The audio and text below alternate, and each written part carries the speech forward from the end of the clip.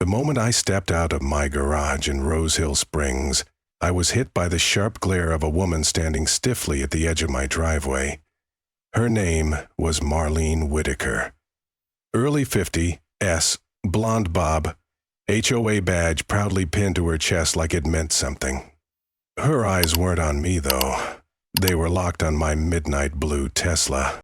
"That's my cousin's car," she said coldly. "You have no right driving it." At first, I thought it was a joke. I even cracked a smile. But Marlene was dead serious.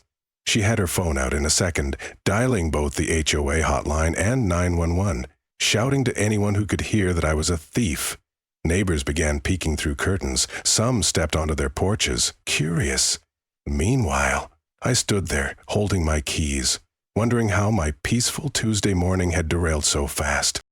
"Ma'am, this is my car," I said calmly. "Bought it 3 months ago. I have the registration right inside."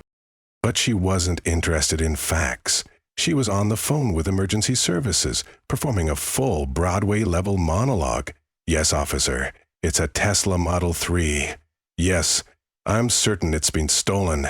He's right here, trying to drive off with it." He didn't know I was recording. I'd just moved into this quiet, tree-lined neighborhood 6 months prior, Rose Hill Springs, Texas. Everything had been smooth until now. I bought the Tesla to celebrate a big promotion at my firm, a little reward for myself.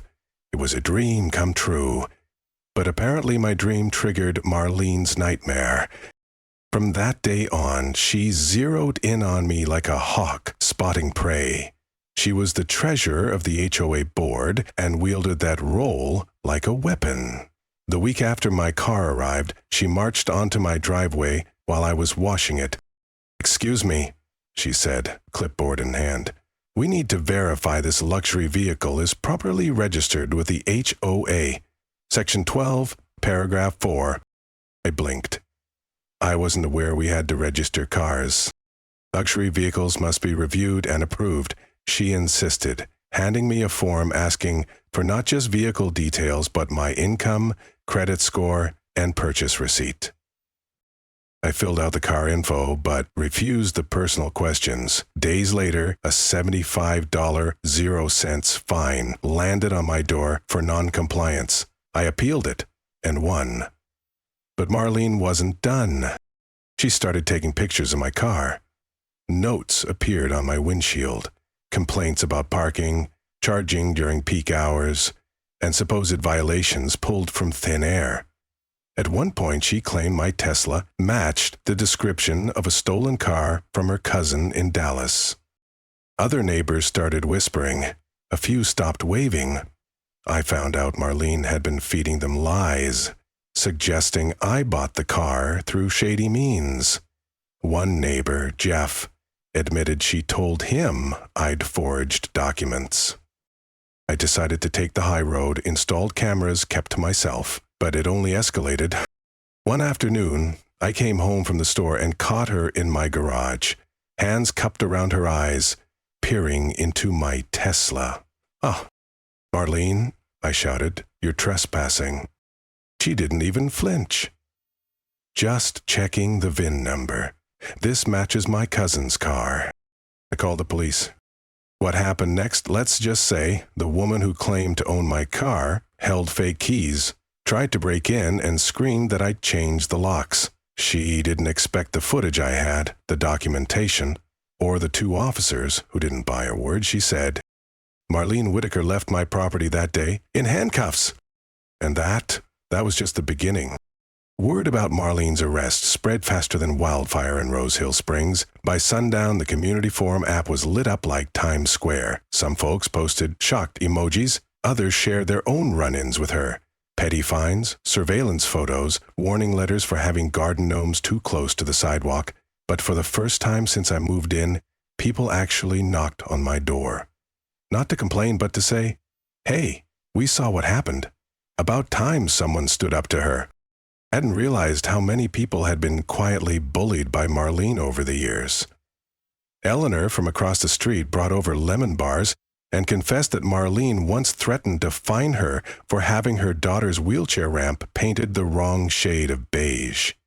Another guy, Dale, said she measured his lawn with a ruler, literally, then mailed him a warning about violating community landscaping harmony.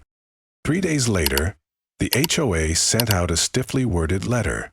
Ms. Whitaker's actions do not reflect the values of Rose Hill Springs Homeowners Association. No apology, no responsibility, just corporate distancing at its finest. Then came the bombshell. An emergency HOA meeting to restore harmony and review leadership conduct. I showed up, lawyer in tow, with my registration documents, video evidence, and a folder thicker than a Costco catalog. The board looked nervous. The room was packed. People brought their own Marlene receipts, photos of citations, copies of fines, even one guy who'd been written up for drying towels on his back porch. You'd have thought we were in court the way folks lined up to speak. One former board member, a retired firefighter named Tom, stood up and said, "I warned y'all years ago she was spiraling. You let her patrol this place like she was sheriff of a gated Wild West." The board finally cracked. Marlene's resignation was announced voluntary, of course, and they unveiled a brand new Homeowner Bill of Rights.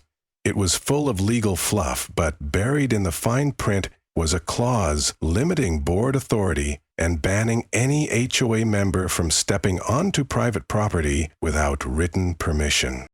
It wasn't justice, not completely, but it was a start. And back at home, I still had that Tesla sitting in my driveway. Every time I looked at it, I didn't just see a car. I saw everything I'd worked for, everything I refused to let someone like Marlene take away from me. The legal fallout came fast.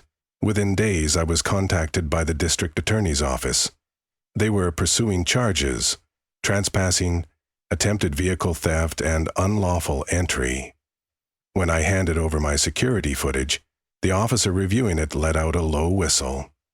"She really thought this would work?" he muttered, shaking his head. Then came the twist no one expected. Turns out Marlene didn't have a cousin with a stolen Tesla. In fact, she didn't have a cousin in Dallas at all.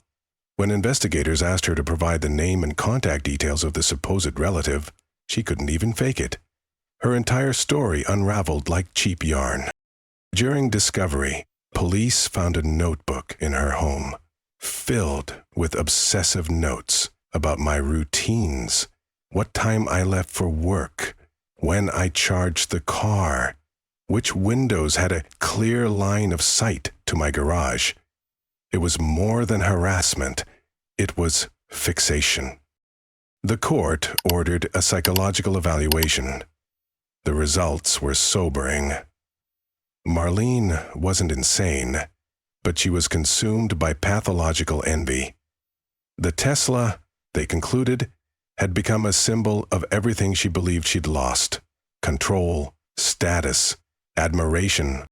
And when someone like me showed up, young, successful, and entirely indifferent to her authority, it triggered something deeper. She pled guilty as part of a deal: community service, probation, psychiatric treatment, and a restraining order to stay 500 feet away from me and my property. In the months that followed, Rose Hill Springs began to heal. The HOA board, now under new leadership, launched reforms that actually meant something. They reinstated the neighborhood block party, something Marlene had canceled years ago over noise complaints, and even started a monthly Good Neighbor Award, recognizing people who helped not harass their neighbors. I was nominated the first month, which felt strange, but appreciated. Eleanor joined the new community advisory panel. And Dale? He finally got to plant his sunflowers without worrying about ruler-wielding enforcement. As for me, I stayed.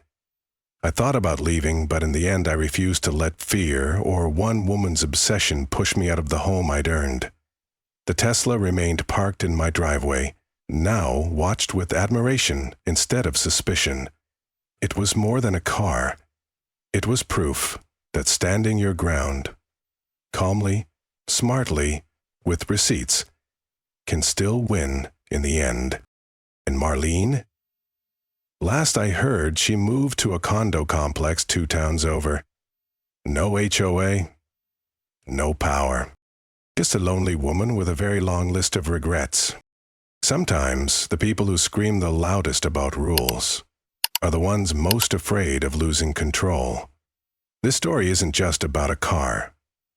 It's about boundaries, respect, and the quiet strength it takes to protect what's yours without sinking to someone else's level. If you enjoyed this story and believe in standing up to bullies, no matter what badge they wear, hit that like button and subscribe for more real-life battles that end with justice. And let me know in the comments, do you think I handled it right? Press 1 if you do, press 0 if you think I should have gone even harder. I'm reading every single one